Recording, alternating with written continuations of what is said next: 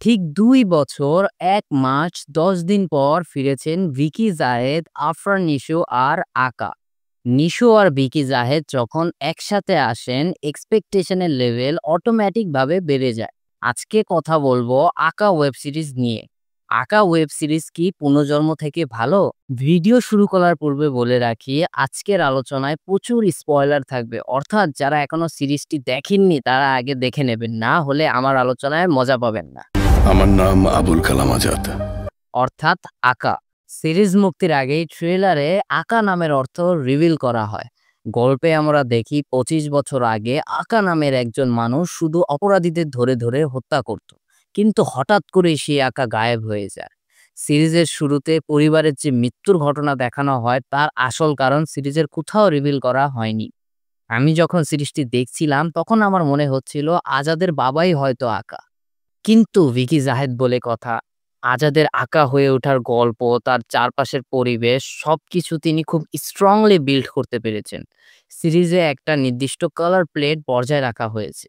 অনেকের অভিযোগ দেখলাম আজাদের চাচার যে গালমন্দ করা বা গালাগালি করার যে বিষয়টা, এটা নিয়ে। কিন্তু ভিকি জাহেদ এখানে আসলে বোঝাতে চেয়েছেন সমাজে গালাগালির মতো এত নেগেটিভ জিনিসকে এখন কিভাবে নরমালাইজ করা হয়। এই জন্যই সিরিজে স্ল্যাং এর ব্যাপারটা রাখা হয়েছে। আর আফরান নিশো, এই মানুষটার চোখে যে কি থাকে, রিসেন্ট কাজগুলোতে তার চোখের অভিনয় সত্যি প্রশংসা পাওয়ার মতো। যে কোনো সিচুয়েশনে ডেপথ আরো বেড়ে যায় যখন তার চোখের দিকে তাকানো হয়। অনেকের কাছে প্রশ্ন, নিশু বড় পর্দা ছেড়ে আবার কেন ছোট পর্দায় ফিরল? আসলে সাকিব খান একবার একটা কথা বলেছিলেন, বড় পর্দা ছোট পর্দা বলতে তিনি কিছু বোঝেন না। একজন জাত অভিনেতার আসল কাজ হলো ভালো গল্পে অভিনয় করা। আঁকার সবচেয়ে ভালো দিকই হচ্ছে সময় উপযোগী গল্প। আঁকাতে কারাপশন ও রাজনৈতিক যে দিক দেখানো হয়েছে সেখানে সরাসরি দেশে সমসাময়িক ইস্যুকে টাচ করে। আরেকটা দারুণ ব্যাপার হলো মাল্টিকাস্ট। পুরনো শক্তিশালী অভিনেতাদের আবার দেখতে পেয়ে ভীষণ ভালো লেগেছে। এই সিরিজে নিশোর বিপরীতে নাবিলাকে নেওয়া হয়েছে। এটা আমার কাছে বেশ ভালো লেগেছে, কারণ রিসেন্ট সময়ে যখন কোনো নাটক সিনেমা দেখি তখন কিছু স্পেসিফিক নায়ক নায়িকাদের দিয়ে বারবার কাজ করানো হয়। ধরুন এখন নাটকের সবচেয়ে সাকসেসফুল মুখ তটিনীকে যদি নেওয়া হতো শুধুমাত্র তার প্রেজেন্ট অ্যাটেনশনের জন্য, তাহলে সেটা চোখে লাগ। আমি একদমই এটা বলতে চাচ্ছি না যে তটিনী এই চরিত্র পারতেন না। আমি শুধু বলতে চাই কাস্টিং এ এখন একটু ভ্যারাইটি আনা দরকার। সিরিজের আরেকটা বড় দিক হলো ডায়লগ। অনেক মেটাফরিক্যাল ডায়লগ ছিল। যেমন ধরেন, খুন করাও একটা শিল্প। মেরে ফেলার ক্ষমতা সৃষ্টি করার ক্ষমতার চাইতেও কোনো অংশে কম না। এছাড়াও আরো কিছু প্রমিসিং ডায়লগ ছিল।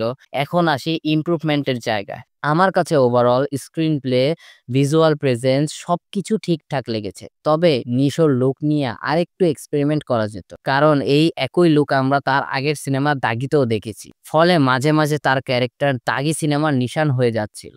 একবার তো আজাদ নিজেই বলল, এখন আমি আমার জীবনের লক্ষ্য খুঁজে পেয়েছি। আমার কাছে এটা কোইন্সিডেন্সই মনে হয়েছে।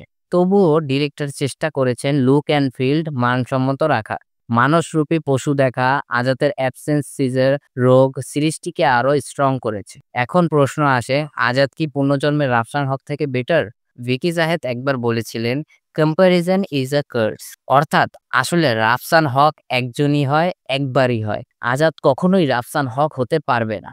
আঁকা ওয়েব সিরিজটি আসলে একেবারে ফ্রেশ কন্টেন্ট। অনেকে বলে এটা জোকার থেকে অনুপ্রাণিত, কিন্তু পৃথিবীতে অনেক ভিজিলিয়েন্ট ঘরনার অসংখ্য সিনেমা রয়েছে।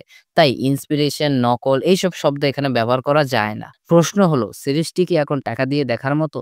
আমার উত্তর অবশ্যই হ্যাঁ। ডিরেক্টর আর সকল আর্টিস্ট এখানে প্রচন্ড যত্ন ও পরিশ্রম নিয়ে এই সিরিজটি বানিয়েছেন। সেটা স্পষ্ট এই সিরিজ দেখলেই বোঝা যায়। পাইরেটেড কপি অথবা কোনো ইলিগাল সোর্স থেকে দেখে বাংলা সিনেমার ধ্বংস করার কোনো মানেই হয় না। আপনি যদি ভিকি জাহেদ নিয়ে আরো ডিটেইল কন্টেন্ট দেখতে চান তাহলে এখানে ক্লিক করতে পারেন। শেষ কথা, রাফসান হকের রান্না খারাপ হতে পারে না। আলোচনার আলো নিভে গেলেও আমি থাকবো তোমারই পাশে, তোমার ফিল্মমেট হয়ে।